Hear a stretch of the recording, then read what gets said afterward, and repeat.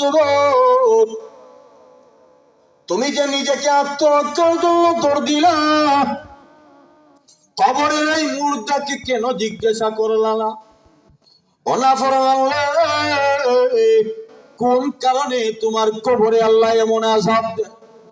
গার মস্কাইয়া পিছন দিকে নিয়া জিহ্বার টান দিয়ে বের করিয়া বুকের উপরে নিয়ে রাখা হয়েছে। কালো কালো বিষাক্ত আগুনের তৈরি সাপ দংশন করতেছে, হাউমা করে কাঁদতেছে।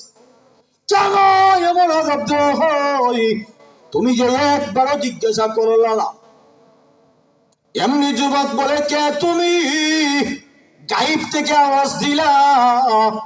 আমার অন্তরে এত সাহস নাই, আমি যে তাকে জিজ্ঞাসা করব কেন এই মুর্দার কবরে এমন আযাব হয়। তোমার জানা থাকলে বলো। এমনি গায়েব থেকে আওয়াজ দেয়, ও নওজোয়ান যুবক, তুমি যখন তোমার মহল্লায় যাইবা, তোমার প্রতিবেশী পাড়া প্রতিবেশীর কাছে যাইবা, পাড়া মহল্লাবাসীর জানাইয়া দিও, যেই লোকটা দুনিয়ার জমিনে এক ওয়াক্তের নামাজ আর এক ওয়াক্ত পড়তো, যেই লোকটা সপ্তাহে একদিন শুক্রবারে মসজিদে এসে হাজিরা দিত, এরকম লোক মনে হয় ময়মনসিংহে একটাও নাই। না, একজন নাই। আছে পিছনের পিছনেরা ঘুমাই থাকছে। আমি যে ওয়াজ করি পিছনের ঘুমাবো না। আপনারা বলেন না আছে? আছে আছে, সমানই আছে না? ও নওজোয়ান যুবক, যে লোকটা জমিনে এক ওয়াক্তের নামাজ আর এক ওয়াক্ত পড়তো, এমনকি এক সপ্তাহ নামাজ শুক্রবারে শেষ করতো, এমনকি শুধু ঈদের নামাজে দেখবেন এক ধরনের মুসল্লি আছে, বউরে বলবে টুপিটা কই, কারণ এক বছর তো টুপির সাথে সম্পর্ক নাই। এক টুপিটা কই, তো কে জানে কই রাখছিলাম, বার করছে, দেখে তিল্ল হইয়া গেছে। তিল্ল হইরা টুপি মাথায় দিয়া ঈদগার সামনে আদি ভাইয়ার আমার বিসমিল্লাহির রহমানির রহিম হয়নি। লোক যারা হবে বছরে দুইবার নামাজ পড়বে, না হয় জানাজার নামাজ পড়বে, না হয় এক ওয়াক্ত নামাজ আরেক ওয়াক্ত গিয়ে পড়বে, না হয় এক সপ্তাহ নামাজ একবারে আদায় করে লাইবে, না হয় নামাজে দাঁড়াইবে, কিন্তু নামাজে তার মনোযোগ নাই। আল্লাহ কোরআনে বলছে, فويل للمصلين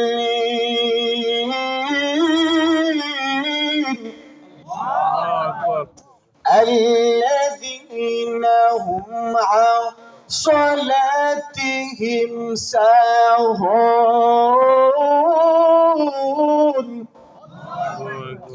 এমন নামাজের জন্য ধ্বংস, এমন নামাজের জন্য জাহান্নাম। দেই নামাজি নামাজে দাঁড়াইছে আর বলে আমার ফুতে কুয়েত জানি মাসও এই মাসে কত টাকা কামাই করছে। আসেনি এমন মুসল্লি? আবার হয় দোকানে যে ফুতরে বসায় রাখছি, ইয়াবার লাগিনি পকেটে 50 টাকা নোট ঢুকায় এলায়, নামাজও দাঁড়ায় হিসাব মিলায়, আবার হিসাব মিলায় কয়জনে বাকি নিল, কয়জনে নগদ নিল, আবার কয় আমার ক্ষেতের আলকে বান্ধি আসছি, আর একদম আমি পানি ছাইরা দেয়। নাই আপনারা মুসল্লি যারা হবে, মুসল্লিকে আল্লাহ গার মস্কাইয়া জিহ্বা টান দিয়ে বার করিয়া আবার বিষাক্ত সাপ এদের কবরের ভিতরে দংশন করবে। ও নওজোয়ান যুবক, তুমি যখন গ্রামে যাইবা, তোমার গ্রামবাসীকে জানাইয়া দিও। আইসেননি 1 নম্বর কেমন আযাব হবে? কার কাছে বর্ণনা দিতেছে? খলিফা আব্দুল মালিকের কাছে। খলিফা আব্দুল মালিক অবাক হয়ে গেলেন, আশ্চর্য হয়ে গেলেন। এবার খলিফা আব্দুল মালিক বলে, যুবক রে, এমন কি বর্ণনা শুনাইলা?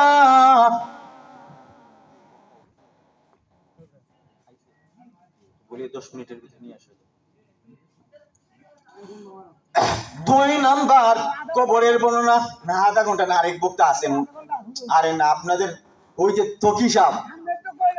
আচ্ছা, আধা ঘন্টা কইন না, আমি যদি এখানে নেই, আর বক্তা আছেন, আরেকজন আছে। না, আধা ঘন্টাই নিন, ইনশাআল্লাহ ইনশাআল্লাহ হবে। আধা ঘন্টা নিন। এবং নওজোয়ান যুবক ডাক দিয়া বলে, ও গো আল্লাহর ওলি, 2 নম্বর কবরের বর্ণনা শুনবানি। 1 নম্বর কবর থেকে বিতাড়িত হইয়া আমি যখন 2 নম্বর কবরে গেলাম, 2 নম্বর কবরে গেলাম, কারণ হলো আমি একজন পেশাদার কাফন চোর। আমি যদি কাফনের কাপড় না চুরি করি গো, আমার পরিবার আত্মীয় স্বজন উপবাস থাকবে। এই জন্য আমি 2 নম্বর কবরে গেলাম। 2 নম্বর কবরের মাটি সরাইয়া, বাসাটাই সরাইয়া আমি যখন কবরে নামলাম, এমনি তাকায় দেখি এই কবরের মুর্দা, যার চেহারাকে আল্লাহ শুকরের আকৃতি বানাইয়া দিছে। কি বলেন নাউজুবিল্লাহ। ওগো আল্লাহর ওলি, মানুষের চেহারা দেখা যায় না, শুকরের চেহারা দেখা যায়। আবার চতুর্দিকে জাহান্নামের আগুন দাউ দাউ করে জ্বলতেছে। লাফ দিয়ে কবর থেকে উঠে গেলাম, এমনি গাড়ির থেকে আওয়াজ আসছে, কেন ও নওজোয়ান যুবক, তুমি যে নিজেকে আত্মরক্ষার জন্য দৌড় দিলা, কেন জিজ্ঞাসা করলা না এই মুর্দার কবরের লাশকে কেন আল্লাহ শুকরের চেহারা বানায়া দিস, আর জাহান্নামের আগুন দাউ দাউ করে কেন জ্বলে? নওজোয়ান যুবক বলে, ও কে গো তুমি, বারবার আমাকে গায়েব থেকে আওয়াজ দেও, আমার এত সাহস নাই আমি যে তাকে বলবো কেন এই মুর্দার কবরে আযাব হয়? তোমার জানা থাকলে বলো। এমনি বলে নওজোয়ান যুবক, তুমি যখন গ্রামে যাইবা, গ্রামের মানুষকে জানাইয়া দিও, যারা দুনিয়ার জমিনে আত্মীয় স্বজনের হক মাইরা খায়, এরা যখন কবরে আসবে, আল্লাহ তাদের চেহারাকে শুকরের চেহারা বানাইয়া দিবে, আর জাহান্নামের আগুন দাউ দাউ করে জ্বলবে। আমাদের সমাজে কি এমন মানুষ নাই, বড় ভাই দেখা যায় বন্ডে ঢোকা এলায়, বইনে পায় না, বইনে আবার বাপের খালি বিটাল জায়গা পায় নাকি, পায় না যে তুই এটা পাইলে কই, পায় না যে এটা পাইলে কই। বাবা যদি 10টা টাকা রাখতে দেয়, এটার মাঝে বোনের হক আছে। বাবা যদি 1% জায়গা রাখতে দেয়, 2 বোনে যতটুকু পাইবো, আল্লাহ কোরআনে বলছেন ওয়ালিদ যাকারে মিসলু হাদ্দিল উনসায়াইন, 2 বোন যতটুকু পাইবে, 1 ভাই এতটুকু পাইবে। বাপের খালি বিটাই পাইবো না, দেয় খালে নদীর পারে একটু দিয়ে দে, বাপের কথা দিয়ে আস না, এটা নিয়ে কি করতে, তোর কি দরকার না, এমনই তো। ও নাফরমান শুনো, আবার দেখবেন যারা রাজনীতিবিদ আছে, এমপি মন্ত্রী, জনগণের ঠকায়, জনগণের হক সঠিকভাবে আদায় করে না, নাই দম চুরি করে না, হাটের তলে তেল লুকায় রাখে না, আছে ও কোন চুরার তেল চুর, শুনে রাখো, দুনিয়ার জমিন থেকে বিদায় হলো, তোমার চেহারাকে আল্লাহ শুকরের চেহারা বানায়া দিবে, আর জাহান্নামের আগুন তোমার কবরে দাউ দাউ করে জ্বলবে। যুবক খলিফা আব্দুল মালিকের কাছে জবাব দিতেছে, একটা একটা করে বর্ণনা দিতেছে।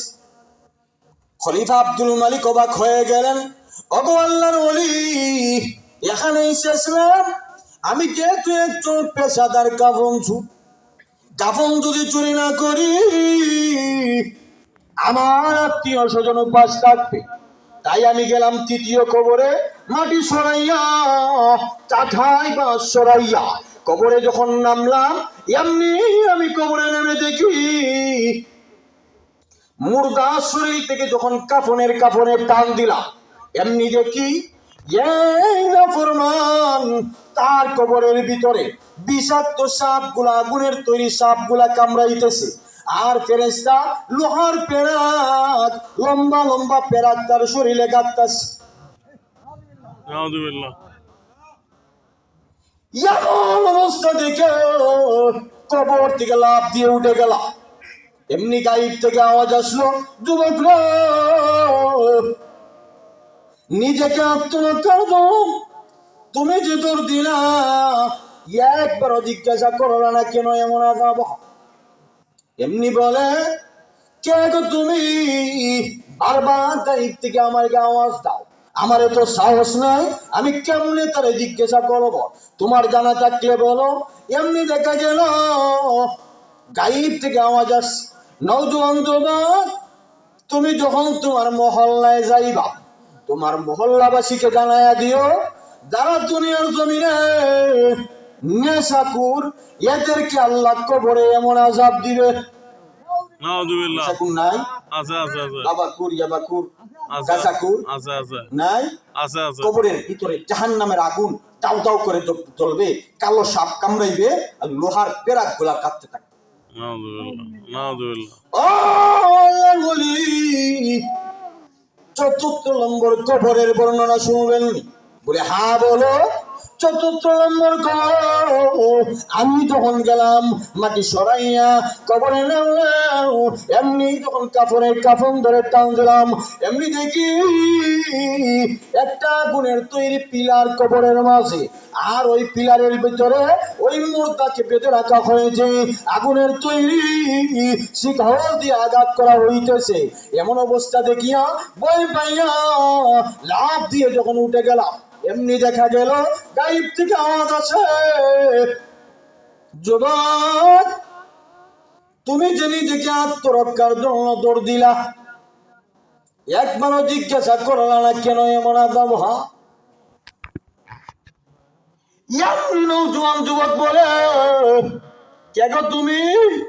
গায়েব থেকে বারবার আওয়াজ দাও, আমার এত সাহস নাই, তোমার জানা থাকলে বলো। এমনি বলে, দুনিয়ার জমিনে যেই লোকটা কথায় কথায় মিথ্যা কথা বলে আর মিথ্যা কসম খায়, তার কবরে আল্লাহ এমন আযাব দিবেন। এই যে 4 প্রকারের বর্ণনা দিলাম, যুবক খলিফা আব্দুল মালিকের কাছে দিছে। 1 নম্বর কবর, যে বেনমাজি, নামাজ পড়ে না, কার মস্কাইয়া জিব্বা টান দিয়ে বুকের ভিতরে বার করিয়া, আবার চোখ দুটা বার করিয়া বিষাক্ত সাপগুলা কামড়াইতে থাকবে। 1 ওয়াক্ত নামাজ, আরেক ওয়াক্ত যারা পড়ে, নামাজ যারা সাইরা দেয়।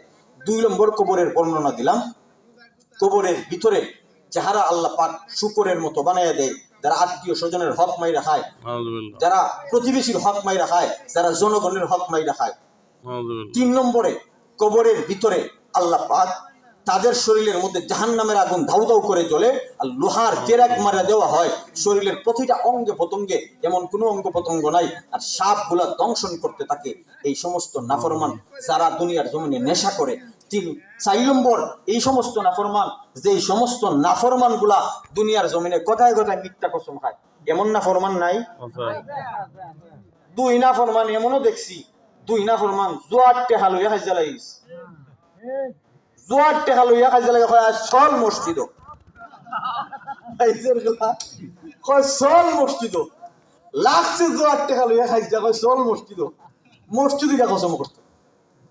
এমন নাফরমানের জন্য আল্লাহ পাক লোহার আগুনের তৈরি ফিলার বানাইয়া, ফিলারের মধ্যে বান্ধিয়া লোহার শিকল, আগুনের তৈরি লোহার